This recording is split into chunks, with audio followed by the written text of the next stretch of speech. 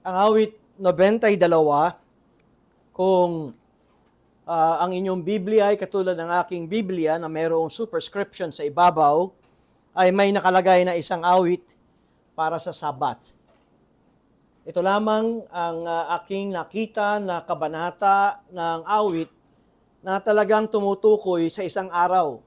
At ito ang araw ng Sabat. Kaya't ang tanong ko sa atin ay paano ba nating tinitignan or how do we approach Sunday? Paano ba natin tinitignan sa ating pamumuhay kapag dumarating ang araw ng linggo? O, ang tawag natin ay ang araw ng Panginoon. Ito ba ay tinitignan natin na kinakailangan kong pumunta sa church, pumunta sa iglesia, dahil ito ay isang tungkulin at nagmamadaling matapos ang tungkulin upang may maisagawa pa ako para sa aking mga ibang oras. O kaya, ang tingin ba natin dito ay isang napaka-gandang araw na kung saan tayo ay nasa presensya ng Diyos upang sambahin Siya at matuto ng salita ng Diyos. Pag tinitingnan ba ninyo ang araw ng linggo, kuminsan, ganito ba kayo, ay, linggo pala bukas. O kaya sa umaga, pagising nyo, ay, linggo pala ngayon. Nakalimutan ko, linggo pala ngayon. Ganito ba tayo tumingin ng araw ng Panginoon o ng araw ng samba? Is Sunday a trial or it is a treat?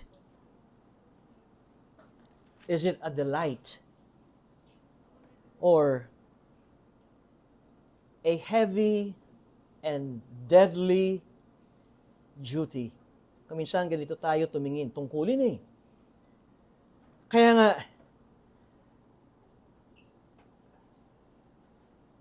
ang awit na ito ay hindi ito para sa awit o para sa araw ng Sabat o yung kapag kadarating yung araw ng Sabat. Alam niyo, ang practice ng mga Hudyo, ito ay kanilang binabasa on the 7th day. At alam natin, on the 7th day, ito ay Sabado. Naroon na sila ay nagbubulay-bulay at ito ang kanilang binabasa. Ayon sa isang Old Testament writer and commentator na si Derek Kidner, sinabi niya, and I quote, that this song for the Sabbath is proof enough, if such were needed, that the Old Testament Sabbath was a day not only for rest, but for corporate worship. Ayon sa kanya, it is a holy convocation. Sa Leviticus, mababasa natin yan, chapter 23, verse 3, ito ay isang banal na pagpupulong.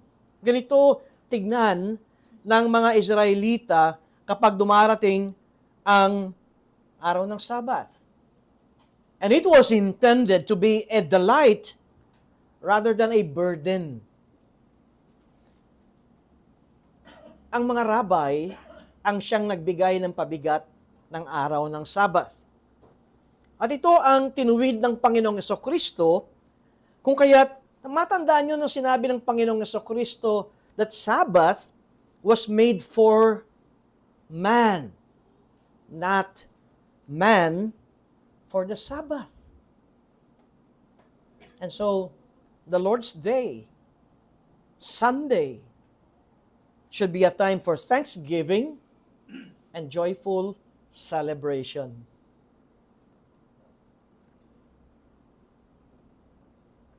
Hindi ibig sabihin na ang ibang araw ay wag na tayong magpasalamat sa Diyos. Hindi ibig sabihin na ang Lunes hanggang Sabado ay Huwag na tayong manalangin at umawit ng mga papuri sa Diyos, kundi ito ang inihiwalay ng mga anak ng Diyos. At makita natin na maging ang mga Israelita ay naroon ang paghihiwalay ng araw na ito. Nabanggit ko kanina na ang mga Masoretes o itong mga ancient Jews, ito ay gumawa sila noong AD 200, ay gumawa sila ng katuruan sa Mishnah at ito ang kanilang sinabi. Sa bawat araw ay meron silang inilagay na devotion o babasahin ng mga Hudyo ang Psalms. Halimbawa, ang first day nila. Ang first day ng Hudyo ay ang Sunday, 200 AD. At ang kanilang babasahin ay ang awit 24. Ang lupa ay sa Panginoon at ang lahat ng narito ang sanlibutan at silang naninirahan dito, sapagkat itinatag niya ito sa ibabaw ng mga dagat at itinayo sa ibabaw ng mga ilog. Sinong aakyat sa bundok ng Panginoon at sinong tatayo sa kanyang dakong banal? Ngayon, ito ay binabasa at binibigyan ng pagbubulay-bulay. Now, on the second day, at yan ay Lunes, ang kanila namang babasahin ay ang awit 48. At pagdating ng ikatlong araw, at yan ay ang Martes, awit 82. Pagdating ng ikaapat na araw, yan ay Miyerkules, ang kanilang babasahin ay awit 114, Psalm 114. And on the fifth day, ang kanilang babasahin, and that is Thursday, Psalm 81. At ika-anim na araw, Friday, Psalm 93. And on the seventh day, Saturday, Psalm 92. Simula pa lamang ng talatang ito ng 92 awit, ay makikita na natin na naroon na kagad ang tema ng papuri. Mabuti ang magpasalamat sa Panginoon.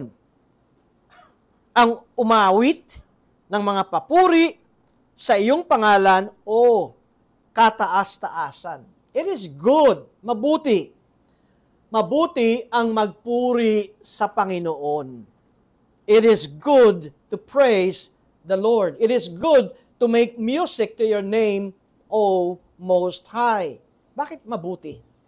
Bakit mabuti na tayo ay magbigay ng papuri sa Panginoon? Maraming kasagutan tayong makikita dito sa talatang ito. Unang-una, sa talatang 4, sapagkat ikaw, Panginoon, pinasya mo ako na iyong gawa, o pinasaya mo ako ng iyong gawa, sa mga gawa ng iyong mga kamay, ay aawit ako sa kagalakan.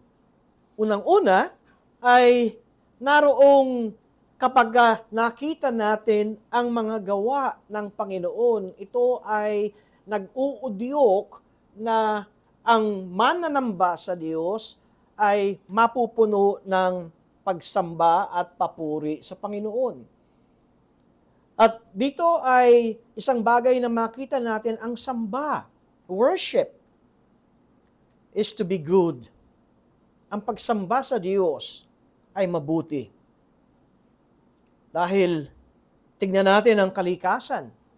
Kung tayo ay nagbabasa ng Biblia at alam natin ang first book ng Bible, yan ay ang Genesis, at nung nilikha ng Diyos ang langit at lupa, ay meron tayong mababasa laging kapag tapos niyang likhain ang isang bagay at nagkaroon ng liwanag, at pagkatapos ay naghiwalay ang liwanag sa araw at ang kadiliman at nagbibigay ng ningning. Pansinin ninyo, and it was good. At ang sabi ng Panginoon, at ito'y mabuti. At ito'y mabuti. At ito'y mabuti. Punong-puno na makita natin na ang creation, ayon sa manlilikha, ito ay mabuti. Kung kaya't, gayon din ang sinasabi nitong mga awit na ito. Hindi nagpakilala, hindi inilagay ang pangalan ng may akda ng Psalm 92. Ngunit makikita natin na ang kanyang dahilan o ang puso niya kung bakit siya ay nagbibigay ng papuri sa Panginoon ay kanyang sinabi, pinasaya mo ako ng iyong gawa. At ang sinasabi nitong mga awit na ito ay ang iyong nilikha. Ang iyong nilikha ng iyong kamay. Ito ang magiging dahilan ng aking pag-awit sa inyo. Sa verse 5, kay dakila ng iyong mga gawa, O Panginoon, ang iyong kaisipan ay napakalalim.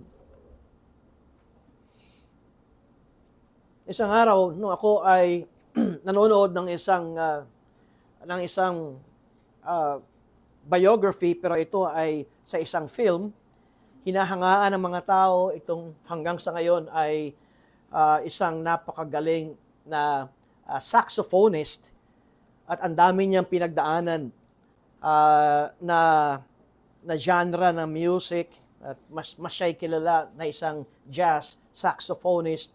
At isang narinig ko lagi sa docu na ito ay napakalalim ng kaniyang komposisyon ng musika.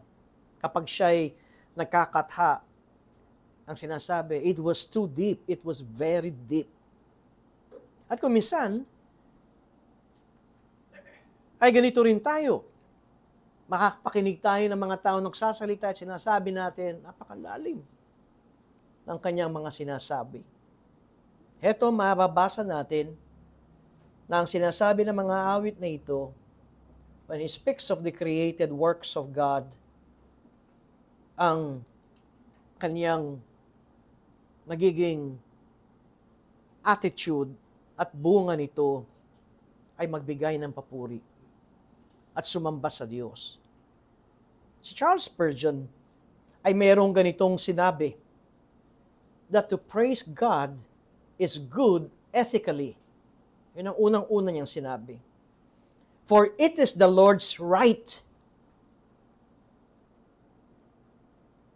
Sa madaling salita, pagka hindi tayo sumasamba sa Diyos, anong ginagawa natin?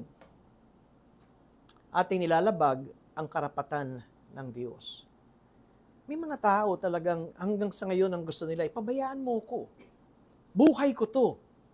Ako ang masusunod. Kakamali tayo. May manlilikha. At kung hindi dahil sa manlilikhang yan, wala ang ating kapaligirang nakikita, wala tayo. Maging ang hininga natin ay galing sa Kanya. Kaya it is not our right. Ang Diyos ang mayroong karapatan. Ito ang sinabi ni Spurgeon, God is good ethically, for it is the Lord's right. Pangalawa, sinabi niya, to praise God is good emotionally, for it is pleasant to the heart. And practically, for it leads others to render the same homage.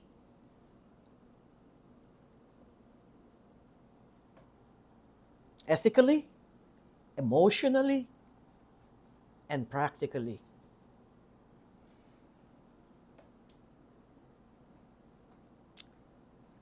Meron ako nabasang writer, ng kanyang comment niya rito, commentary niya sa Psalm 92, ang kanyang sinabi ay, sabi niya, and yet, the word good is too weak in this context for worshiping God, is more than beneficial than what we usually imply when we use the word good.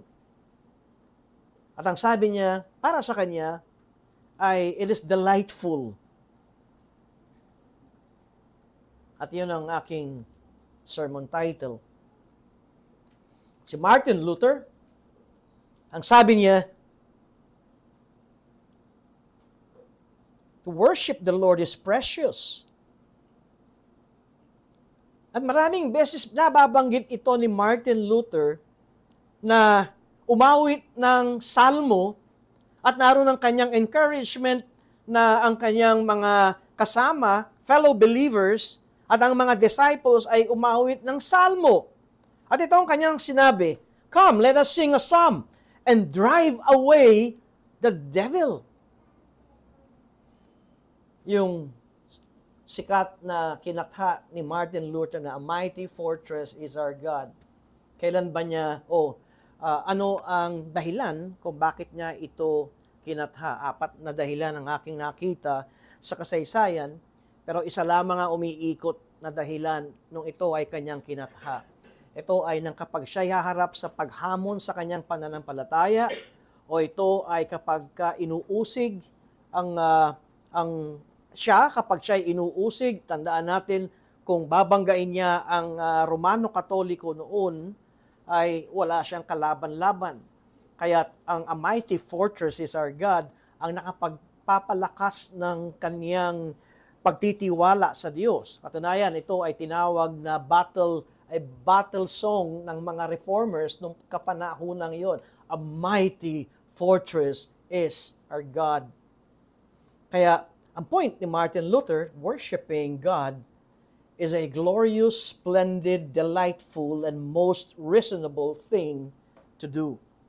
Kaya una, na makikita natin sa awit 92 ay mabuti ang magpasalamat sa Panginoon, mabuti ang magpuri sa Panginoon, mabuti ang sumamba sa Panginoon. At pagkatapos ay ating makikita na tayo ay magkaroon ng enjoyment, ng kagalakan. Dahil dito, pangalawang tanong na gusto kong ihagis sa inyo ay, boring ba ang ating hymns? O kapag tayo umaawit, panay ba hikab nyo? Alam niyo kung minsan ang hikab ay 2 lang yun, puyat ka, o kaya boring. Does the thought of praising God seem boring to you?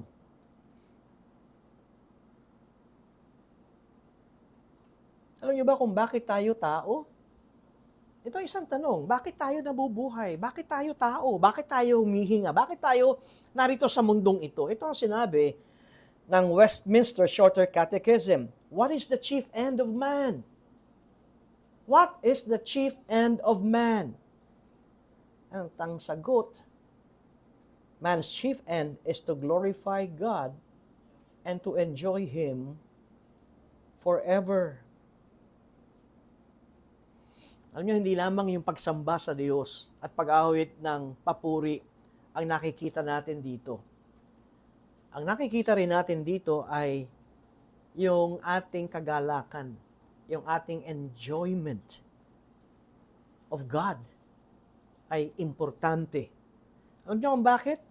Maaaring sumasamba tayo, maaaring narito tayo, maaaring perfect nga attendance natin every Lord's Day. Nabilang nyo na ba kung pang ilang linggo na ito? Is it 28 Lord's Day? Ito na ba yung pang 28 araw ng Panginoon ng taong 2024? Pero itong tanong ko, may kagalakan ba? O pinagbigyan nyo lang yung kasama nyo? Kung kayo yung mga bata, dali-dali niyan, mga magulang, Jollibee, kaya McDo. Kaya ang bilis. Mauna pa nakabisa mga bata kapag mayroong nakakaakibat na may kapalit. Pero ang tanong ko ay ito, meron bang enjoyment of God kapag sumasapit ang araw ng samba, ang araw ng Panginoon? Dahil tama lang naman, di ba? Pag umaawit tayo ng mga awit ng mga hymnong nababasa natin sa ating monitor screen o sa inyong handout, ay pag binasa natin, yun ay punong-puno ng pasasalamat sa Diyos. Kaya tama lamang din naman yung laman ng ating puso.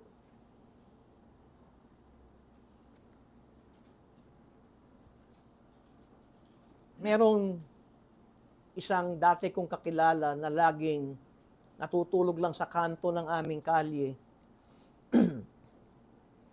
At minsan nakikita ko siya na sinasabi ko sa kanya na, alam mo, sumama ka na lang sa akin sa church pag Sunday. Sabi niya, hindi naman ako katulad nyo. Pero sumama ka na lang para mapakinggan mo ang pangangaral at makita mo rin kung paano nakakatipon-tipon ang mga anak ng Diyos. At makikita mo ang kagalakan na hindi pera ang magbibigay ng kagalakan, kundi kapag ka ikaw ay sumasamba sa Diyos. Kahit ba hindi ako sasama sa inyo, pwede yun? Oo. At least makakain ka nung araw na yun. Di ba? Ganun ba ang motibo ng mga ibang tao? Kung minsan, hindi naman lahat ng church ay mayroong potluck.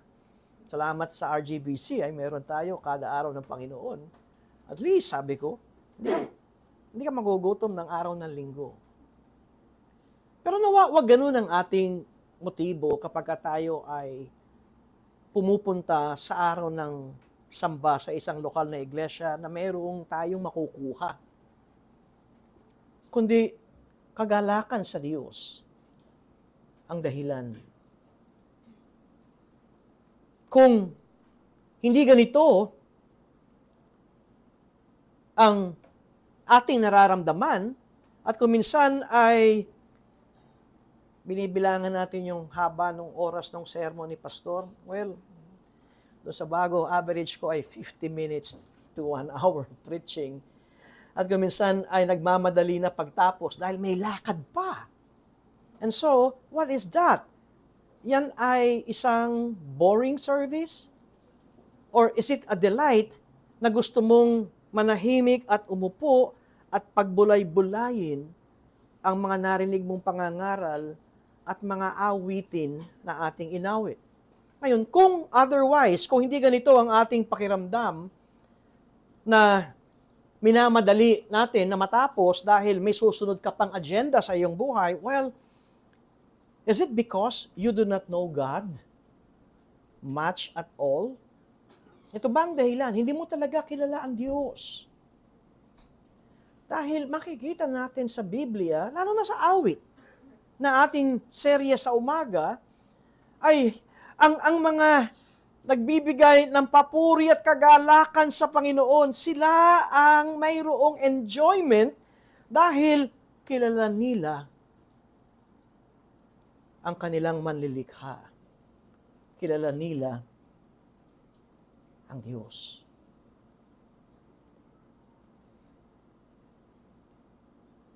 Naalala ko nung ako ay nagkaroon ng isang babasahin na ang pamagat ay Desiring God. At pagkatapos ay nakalagay dito, Meditations of a Christian Hedonist. Tumaas kagad ang aking kilay dahil parang oxymoron, parang magkalaban. Magkalaban yung Kristiyano at hedonist. Dahil alam naman natin, kapag tinawag na hedonist, ay ito ang taong makalaman. Ito ang taong ang mahalaga ay siya ang sumaya. Kahit na lahat ay malungkot, basta mahalaga, ako ang masaya. Pero si John Piper ang gumamit nito, Christian hedonist. At pinaliwanag niya na hindi ito magkakontra. At ang sabi ni John Piper ay Christians ought to glorify God. At ang enjoyment ng isang Kristiyano ay walang iba kundi kung anong gusto ng Diyos. At kung maunawaan natin at maipamuhay natin kung ano ang gusto ng Diyos, this is our greatest duty and our pleasure. Kaya ang sabi ni John Piper ay ang Christian hedonism does not put man's pleasure above God's glory. I repeat, ang sabi ni Piper, it puts man's pleasure in God's glory. Ang kagalakan talaga niya ay ang kaluwalhatian ng Diyos. Lagi nating sinasabi, habang tayo ay nasa mundong ito, hindi tayo perfect. Habang tayo ay nasa mundong ito, tayo pa rin ay mahuhulog sa kasalanan. Habang tayo ay nasa mundong ito, tayo ay mahihina at hindi natin matatakasan ang napakaraming mga pagsubok sa mundong ito. Kaya habang tayo nasa mundong ito, mayroon ba tayong kagalakan kung tayo ay magpapasakop sa Diyos o kung tayo ay lilihis sa kalooban ng Diyos? Kaya, kung minsan makikita natin ang ibang mga churches ang naroon ay mga matatanda. Alam nyo, yung mga puti na ang buhok. Bibihira ka makakita ng mga youth, ng mga singles, ng mga wala pang asawa. Alam niyo kung bakit? Dahil ito ang age group na talagang ang hirap ng tukso sa buhay. Dahil lalo na mga single, lalo na yung mga may trabaho. May sweldo na yan. Pagkuha ng sweldo, kaya nang gumala niyan kahit saan nila gustong pumunta. Sabi ko nung araw, nung panahon ko, ang gala ko, noon Cavite Beach lang. Masaya na kami. Hanggang Cavite. Ngayon magugulat ka. Kung hindi Boracay, Bohol, Palawan, single, na may trabaho. And no wonder kung bakit bibihira ang mga single, young adult, o mga single na working class ay dahil mayroon silang mga ginagawa na hindi nakapagbibigay ng kaluwalhatian sa Diyos. And it is a struggle to them. Kristiyano ang tinutukoy ko. Dahil kung minsan naglalaban sa kanilang isipan, well, kung ako ay magiging matinong Kristiyano, single,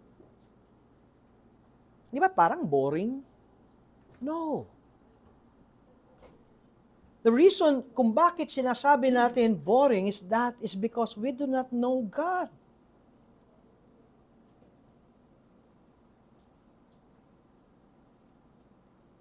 Kaya ito ang point ni John Piper. At ang sabi niya, our quest as Christians is not merely joy, it is joy in God. Kagalakan. Dahil ako'y anak ng Diyos.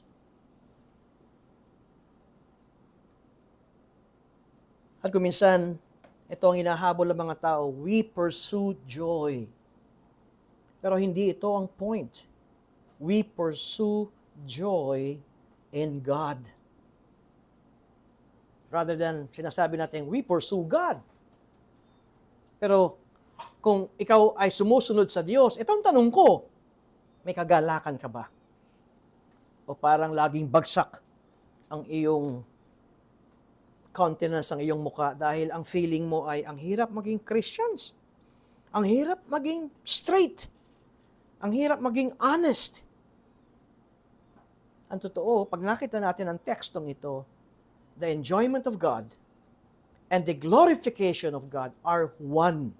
Hindi natin pwedeng itong paghiwalayin. At ito ang sinasabi ng mga awit na ito. It reminds us that it is good to praise the Lord. At pangalawa, gusto ko rin makita, ay nabanggit dito sa may talatang 3 sa tugtugan o tugtugin ng panugtog na may 10 kawad at ng alpa at sa matunog na himig ng lira. Bakit ko ba nabanggit ito? Dahil ipinapakita rito ang kahalagahan ng musical instruments. Merong mga preachers, in fact si Charles Spurgeon, nung kanyang kapanahunan ng kanilang pag-awit ng mga psalms, hymnody ay walang instrumento. At anong tawag doon? Ano ba tawag doon? A cappella?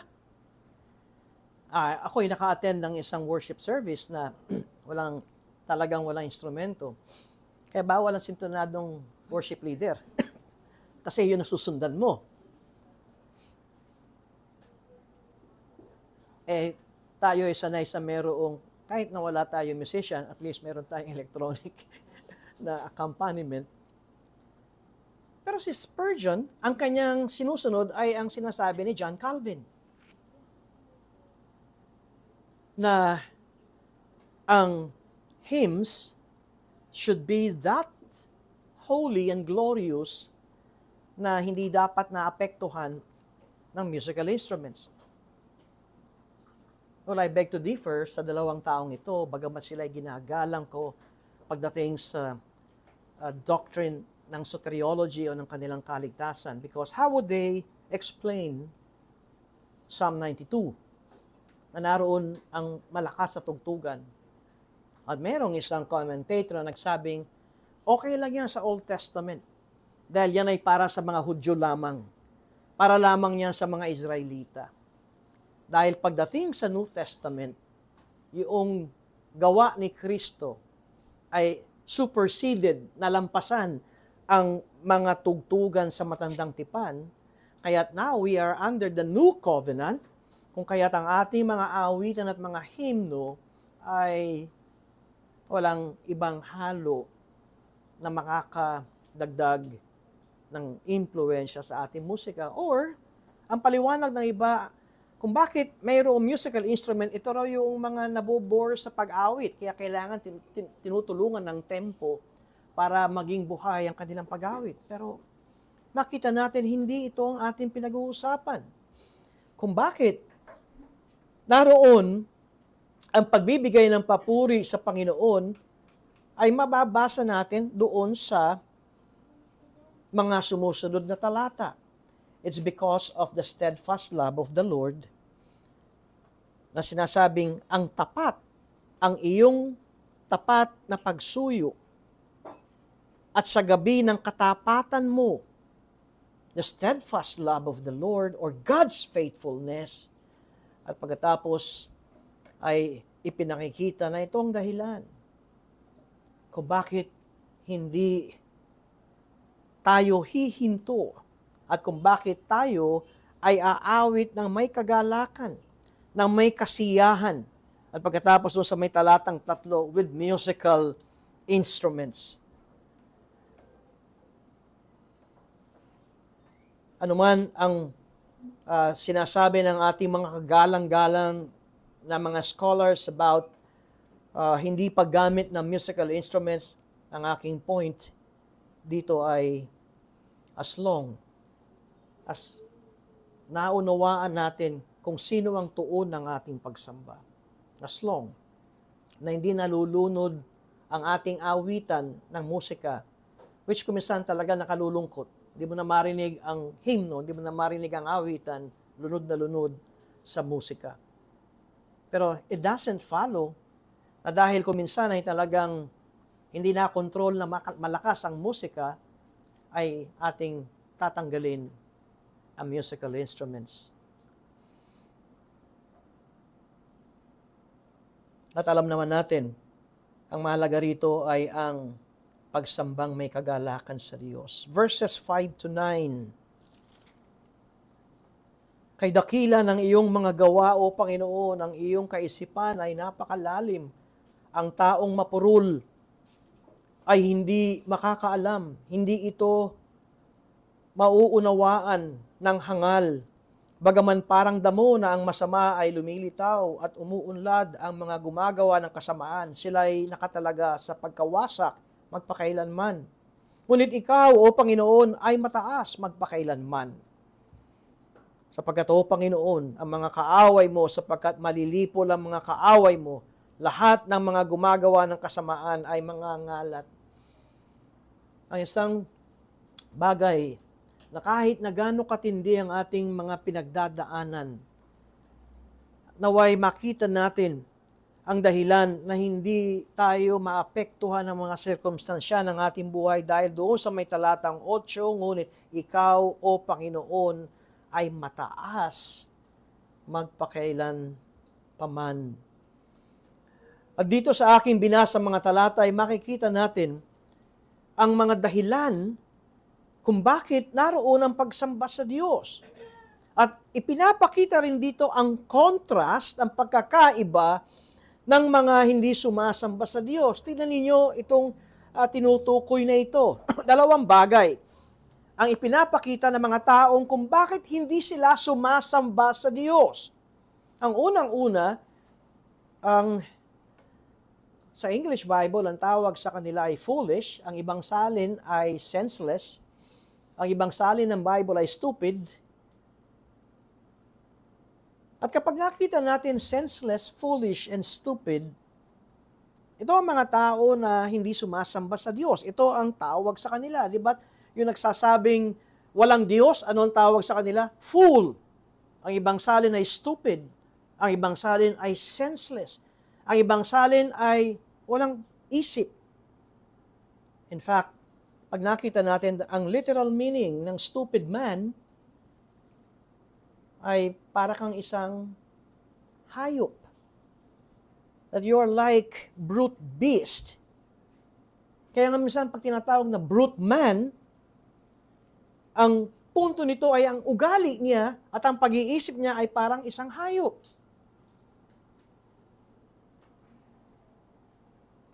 At nakita natin sa bagong tipan na kapag ka ang isang tao ay hindi pinararangalan ng Diyos at hindi sinasamba ang tunay na Diyos, mababasa natin yan sa Roma Kapitulo 1, talatang 18 hanggang sa mga sumusunod, kapag ka ang pinararangalan nila ay ang nilikha kaysa sa ang manlilikha. Tignan nyo kung ano ang nangyari sa pamumuhay at pag-uugali ng mga tao, pababa ng pababa ng pababa ng pababa ng karumihan ang kanilang ginagawa. For the very reason na hindi nila sinasamba ang tunay na Diyos. Matandaan yung dinaanan natin ng Awit, Kapitulo 8. At merong inference dito sa Psalm chapter 8 na inilalagay ang tao at sinasabing, you made him a little lower than the heavenly beings and crown him with glory and honor. Psalm 8, verse 5. Opo, yan ay tumuturo sa Panginoong Jesucristo, ngunit ang tinutukoy rin ito ay ang mga tao. Nang nilalang ng Diyos ang tao, you made him a little lower than the heavenly beings and crown him with glory and honor. Kaya naunawaan ba natin kung ano ang tao sa mata ng Diyos? A little lower than the heavenly beings. At hindi sinabing a little higher than the beast. Natatandaan ko pa yung science ko nung animal kingdom. Tayo yung pinakamataas sa animal kingdom. Sa Bible, ay hindi tayo tinawag na a little higher than the animals. Kundi ang sinasabi sa Bible, a little lower than the heavenly beings. Bakit?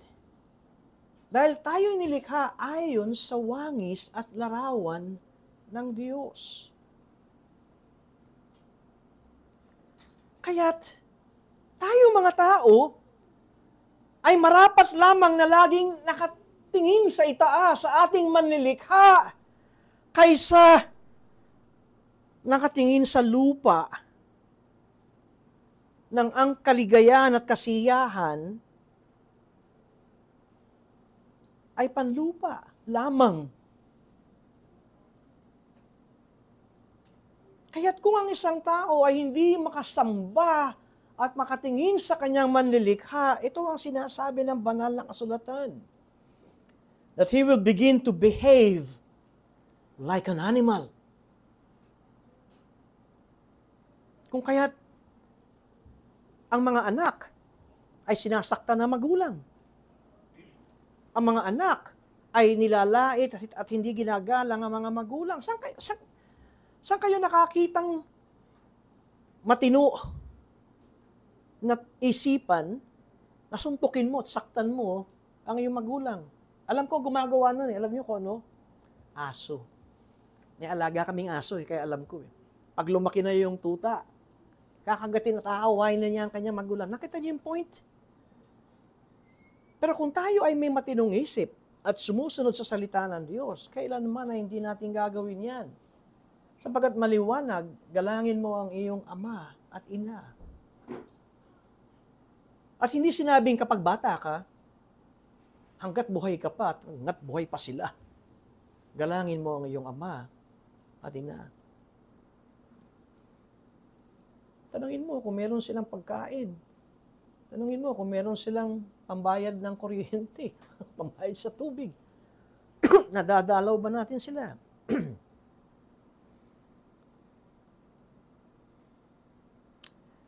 At nakakalungkot ang panahon natin ngayon ay sa halip na mga tao ay makita nilang that God made us a little lower than the angels. Ang ginagawa ng tao ngayon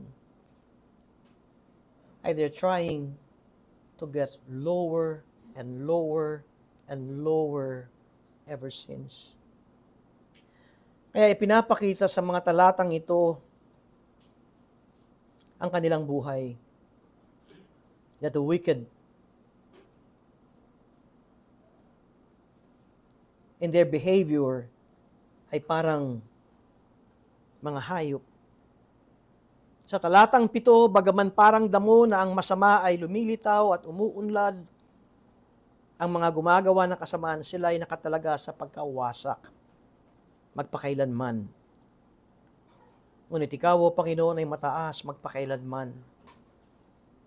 Sapagkat, O Panginoon, ang mga kaaway mo, sapagkat malilipo lang mga kaaway mo, lahat ng mga gumagawa ng kasamaan ay mga ngalat. Lahat ng gumagawa ng kasamaan ay mga ngalat at nasa ilalim ng hatol ng Diyos. Kaya ang dahilan kung bakit tayo sumasamba sa Diyos ay dahil hindi na tayo hahatulan ng Diyos. Wala na tayo sa kondemnasyon ng Diyos kung ikaw ay isang mananampalataya ng Panginoon. Ngunit kung hindi, ito ang tiyak na sinasabi ng mga awit. Tiyak na sila'y iyong lilipulin at hahatulan.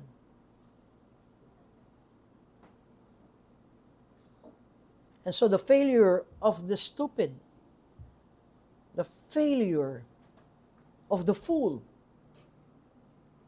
to worship God ay isang seryosong bagay. Seryosong bagay. At bakit ayaw nilang lumapit? Ba't ayaw nilang sumamba sa Diyos? Ba't ayaw nilang magpakumbaba sa Diyos? Ang maliwanag na sagot, because they hate God. Dahil ayaw nila na may mas nakakataas sa kanila. Ayaw nila na may nagdidikta sa kanila. Ayaw nila na may nagsasabi sa kanila. Ang gusto nila, sila ang Diyos. At matapos na makita natin ang contrast na binigay ng mga awit na ito, mga hindi kumikilala sa Diyos at hindi sumasamba sa Diyos, at ipinakita ang kanilang kakahantungan, mulit ay ipinakita ng mga awit sa verse 10. Ngunit itinaas mo ang sungay ko. Ang salitang sungay ay kapag nung araw na pag nababasa ako, masama. Lagi ang naisip ko kasi sungay. Pero ang term ng sungay ang kalakasan ko. Ngunit itinataas mo ang sungay ko na gaya ng sa mailap na toro, na sariwang langis ako'y binubuhusan mo. Nandun yung kagalakan. Nakita nyo, nandun yung lakas. Ang toro ay sumisimbolo sa lakas. Nakita ng aking mga mata ang pagbagsak ng aking mga kaaway. Narinig ng aking mga tainga ang kapahamakan ng tumitindig laban sa kanya. Ang matuwid sa verse 12 ay umuunlad na parang puno na palma at lumalagong gaya ng sedro sa Lebanon. By the way, ito ay nasa ilalim ng Book 4 ng divisions ng Aklat ng Awit. At kapag ito ay nasa Book 4, ano ang ating sinasabi? Tinitignan natin na ang nag-compile nito ay inilagay sa Book 4 sapagkat ang Book 4, ito na yung tinatawag nating post-exilic na mga Israelita. Ito na yung mga huling taon o panahon ng bihag ang mga Israelita sa dayuhang bansang malayo. At kuminsan, ito na yung sila ay ibabalik na sa Jerusalem ng kanilang bayan. Kaya, tingnan ninyo kung bakit na inilagay ito sa Book 4 ay matapos na sila ay maging bihag na napakahabang panahon na tinanggal na ang kanilang pride o yung national pride, tinanggal na yung si David ang aming hari. Si Solomon, ang anak ni David, ang pinakamarunong sa lahat, nawala na yon. Dahil ang lahat ng mga hari nila ay naging bihag. At ngayon sila ay bihag. Ngunit, kung mabasahin natin ang awit 92, ay wala tayo makikitang anumang salita ng pagkatalo. Kundi nandun ang pagsamba sa Diyos, nandun ang pagtitiwala sa Diyos, at narong sinasabi nilang ang lahat ng iyong kaaway ay iyong lilipulin.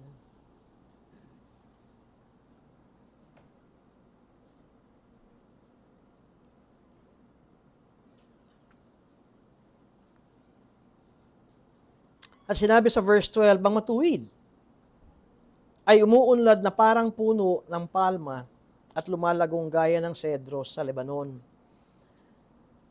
Kung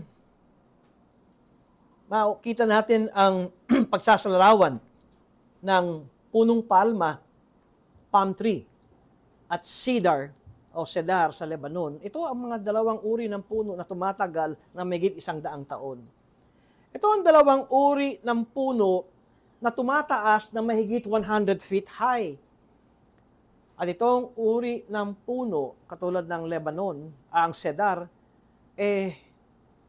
ang kanya daw taba, lapad ng kanyang katawan o bark ay 6 feet. Pahalang, hindi mo na kayang yakapin. Ano yung pinapakita? Bakit inihahambing ang matuwid sa puno ng palmo at puno ng cedar? Dahil ito mga punong mas mataas at tumataas at nangingibabaw sa lahat ng mga puno. At ang palm tree ay namumunga lamang ito kapag ito'y napakataas na. Kaya makikita mo sa ibabaw, sa ilalim ng kanyang mga ibang puno, ang palm tree, ay doon mo makikita ang kanyang mga bunga. Habang tumatagal ang Kristiyano, ang totoong Kristiyano, habang tumatagal, ay tumataas ng tumataas at tumitibay ng tumitibay. Ang cedar, ang ginamit na materyales nang itinayo ang templo ng Diyos ng panahon ni Solomon. Imported yun, galing Lebanon. Yun ay itinawid sa dagat para umabot sa Jerusalem. Ito ay isang matibay na bato. At ipinapakita rito, sa talatang ito, ang paghahambing sa mga taong matuwid. Sa verse 13, sila'y nakatanim sa bahay ng Panginoon. Sila'y lumalago sa mga bulwagan ng aming Diyos. Sila'y mamumunga pa rin sa katandaan. Sila'y laging puno ng dagta at kasariwaan. Well, wala namang puno sa templo ng Diyos. Tama ba? Pag nakita natin, wala namang puno sa templo ng Diyos. Ang sabi kasi sa verse 13, sila'y nakatanim sa bahay ng Panginoon. Walang puno sa templo ng Diyos. Sila'y lumalago sa mga bulwagan ng aming Panginoon. Kung gayon, ito ay isang metaphor. Ito ay pagsasalarawan. At pinapakita rito ay ang isang matuwid habang tumatanda na anak ng Diyos ay hindi humihinto ang kanyang pamumunga. Tulad ng cedar, habang tumatagal na nakatanim, ay napakaganda at napakatibay ng kahoy na ito. At ang huling talatay, upang ipakilala na ang Panginoon ay matuwid. Habang tumatanda, ang isang mananampalataya ay nagpapahayag na ang Panginoon ay matuwid. Habang tumatanda, ay nagpapahayag ng mabuting balita ng Diyos. Kadalasan, pag pumapasok sa isipan ng mga matatanda sa church, ano yung tawag ko? Very senior, ay kanilang sinasabi, sobrang matanda na ako ipaubaya ko na lamang ito sa mga bata. Ako ay matanda na. Sa mga awit, hindi pinag-uusapan ng edad. Sa mga awit, habang tumatanda, at kung ang iyong pamumuhay at patutuo ay nakapagbibigay ng luwalhati sa Diyos, habang tumatanda, ang Diyos ay naluluwalhati sa iyong buhay. Kaya mga senior, paano kayo tumanda? Paurong? O pataas ng pagbibigay ng luwalhati sa Diyos? Dahil mayroong talata na ipinapakita, katunayan, ang mga very senior na mga makadiyos ay isang napakagandang patutuo ng kadakilaan ng Diyos, ng pagpapakita sa madla ng Diyos ay mabuti. Na ang Diyos ay hindi dapat ipagpalit kahit kanino pa man.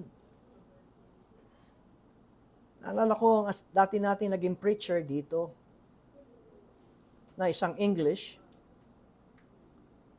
si Dr. Pastor Ian Densham, ngayon siya retired na. Lagi niyang sinasabi sa akin pag nasa Pilipinas, ito ang kanyang dalangin, that I will grow old glorifying and worshiping God. Na ako ay tatanda na hindi matitisod ang tao sa aking buhay. Dahil napakaraming mga mangangaral nang tumanda ay bumagsak ang kanilang patutuo sa buhay. Ganon din ang mga Kristiyano. Napakaraming mga Kristiyano nang tumanda, naging bugnutin. Laging inaaway ang kanyang partner in life. At pag tinanong, bakit ka ba ganyan? High blood na ako, matanda na ako eh. Madali na lumapot ang dugo ko. Ang sabi nitong mga awit na ito,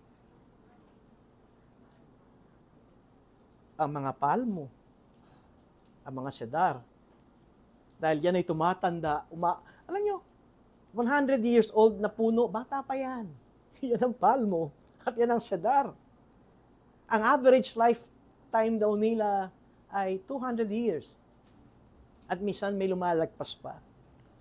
O kaya ang tinutukoy dito ay ang matatanda na mga mananampalataya. Pangalawa, bago ako matapos, ay ang sinasabing sila'y nakatanim sa bahay ng Panginoon. Sila'y lumalago sa mga bulwagan ng aming Diyos. Well, alam natin ito ay isang metaphor, ito ay isang paglalarawan. Ano ay pinapakita? Kapag ka ikaw ay nakatanim, saan ka nakatanim? Sa bahay ng Panginoon, ikaw ay lalago. Nakita niyo ang kahalagahan ng pagsamba sa araw ng Panginoon? Nakita niyo kung ano ang magiging bunga kapag ka pinapahalagahan natin ang araw ng Panginoon. Dahil sa araw ng Panginoon,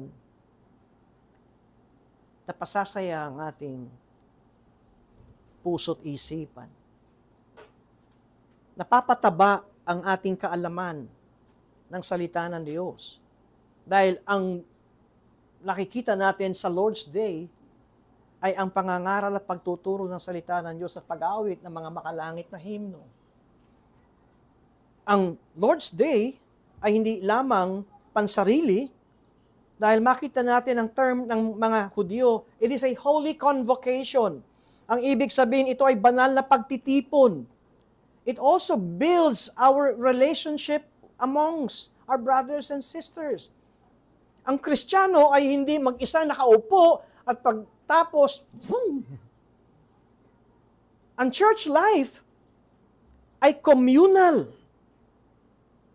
Hindi ka namimili ng iyong kakasamahan o kaka-fellowship. The fact na inilagayan ng Panginoon sa ating lokal na iglesia, may tungkulin tayo. May tungkulin tayo. Kausapin at magpalakasan sa isa't isa. Maaaring matalino ka nga, maalam sa salita ng Diyos, sama naman ang ugali mo pagdating sa fellowshipping amongst brothers and sisters. Or selfish pa rin. In a sense, you don't want to spend time. Ayaw mo magbigay ng panahon sa mga kapatid mo sa Panginoon. Dahil kung minsan iisip mo, wala akong makukuha dyan. But naisip ba natin na walang aksidente sa pagtitipon natin sa munting panambahang ito? Dahil ang Diyos ang siyang naglagay ng bawat isa sa atin dito. At ang tinutukoy ko ay ang formal members. At meron tayong tungkulin. Kausapin, ano ang maitutulong ko sa iyo? Prayer? Medyo extra yung aking pinansyal na pera. Ikaw ba ay may pangangailangan sa material? O naguluhan ka ba doon sa sermon ng ating pastor? Pwede ko ipaliwanag sa iyo ng simple pa. And this is church life. At hindi tayo pangkat-pangkat, kundi tayo ay isang katawan ng Diyos.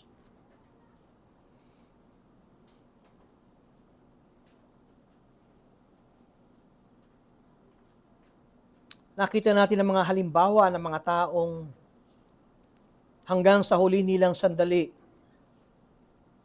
sila ay matapat sa Diyos. Si Moses, nabanggit ko sa inyo, 120 years old.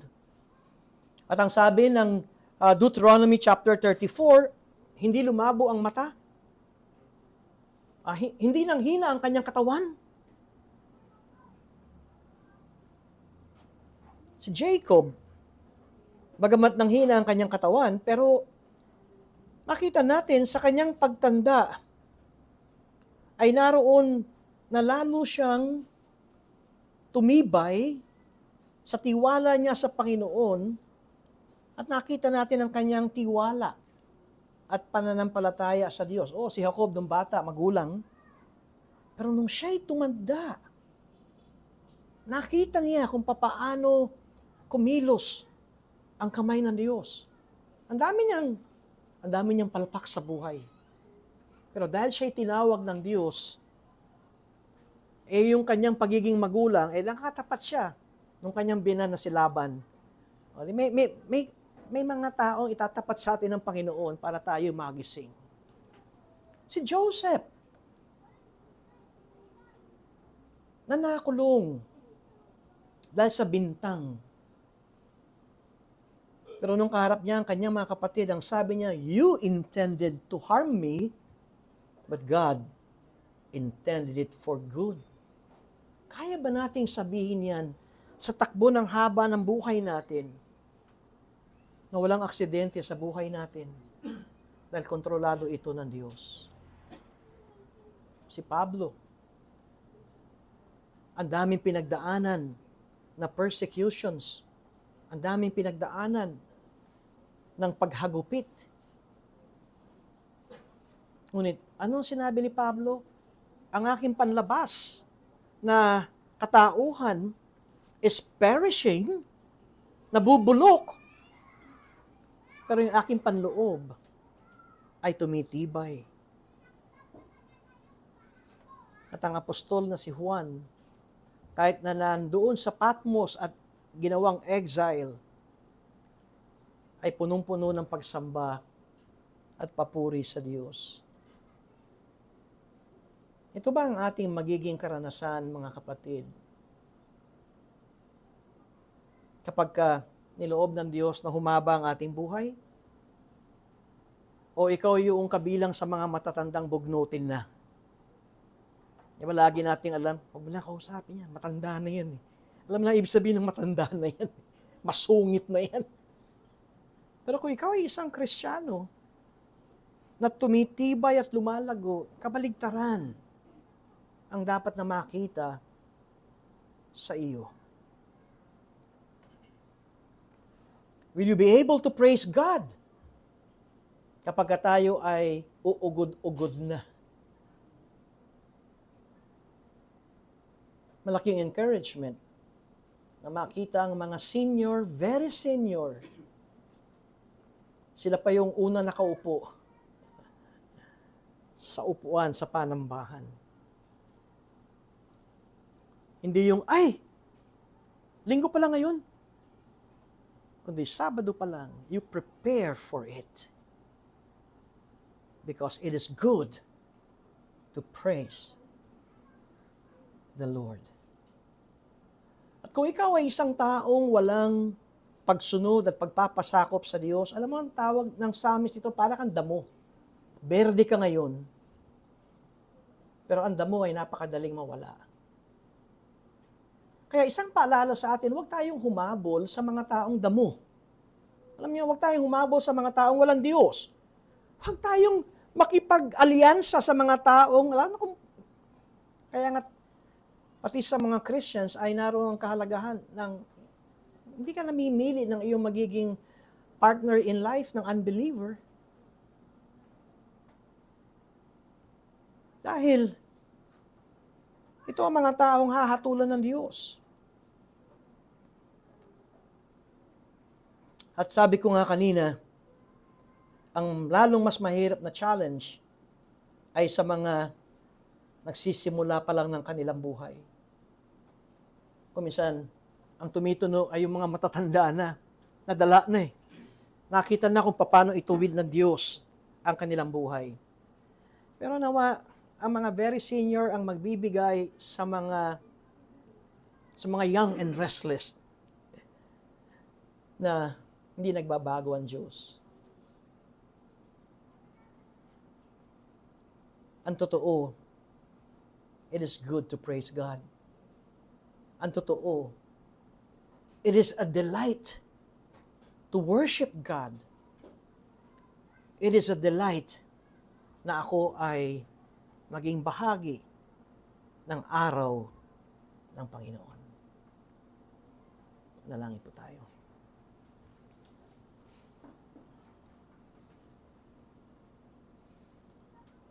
Marami pong salamat, Panginoon, sa pagpapalala po sa amin ng kahalagahan ng araw ng Panginoon. Kung ang mga Old Testament people, katulad ng narinig namin ngayon sa Psalm 92, ay naroon ang kanilang pagbibigay ng importansya ng Sabbath dahil ito'y nakapagbibigay sa kanila ng kagalakan, dahil ito'y nakapagpapatibay sa kanila, dahil ito ang tumutulong sa kanila na sila'y mamunga. Hindi ba't mas nararapat kami na nasa ilalim ng bagong tipan, under the new covenant, na maliwanag na ang Panginoong Jesucristo ang siyang namatay para sa amin, na siyang nagbayad ng aming mga sala, na maliwanag na ang kanyang pagkabuhay na muli ay tagumpay sa kamatayan, na maliwanag na ang pag-akyat ng Panginoong Hesus sa langit at ngayon ay nasa kanang kamay ng Ama ay namamagitan para sa amin, nananalangin para sa amin. O nawa Diyos, makita namin bilang mga anak ng Diyos na kapag kami ay nasa inyong presensya at nakakatipon-tipon sa araw ng Panginoon, ay naroon ng kagalakan. Bago pa dumating ang araw ng pagsamba, naway maihanda na namin ang aming isipan, ang aming katawan, ang aming buong pagkatao, na kayo ay dakilain at parangalan. Naway wag naming bilangin ang maikling sandali at oras ng aming pagtitipon kapag dumarating ang Lord's Day. Sa halip, ma-enjoy namin ang inyong presensya sa aming kalagitnaan. Sa ngalan ni Jesus. Amen.